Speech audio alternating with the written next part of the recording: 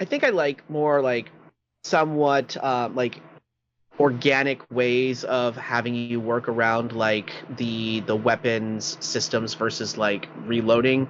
Like in Doom, the shotgun can only shoot so fast because you have to pump with each round. Yeah. In Duke, the pistol, like he automatically reloads the pistol after every so many rounds. Or like in Quake, you gotta wait. Quake 2, you gotta wait for the chain gun to wind up before it starts firing, and then you gotta wait for it to wind down. When you have more like kind of, I guess, organic, semi-environmental built-in pros and cons to weapons, like, okay, I have to deal with this, I have to deal with that, so like, what weapon am I going to use based around that? Like, that, I think, in my head makes more sense, because it's almost like skill-based in choosing what you want to use versus like, okay, now I have to watch my guy load in like 5 or 6 shells before I can shoot it again. Yeah.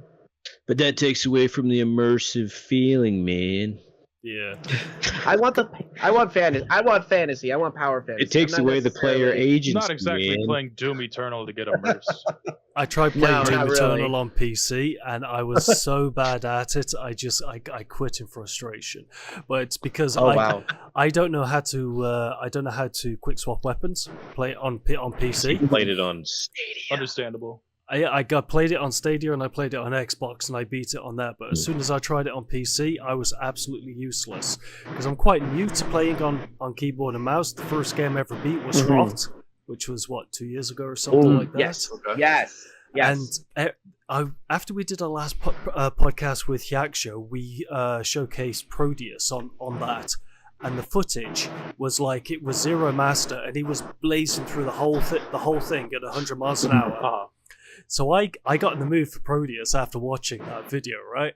So I'm going around, and I noticed that if I just kind of flick this up, it changes the weapon. So I was just shooting once, flicking it, shooting once, flicking it.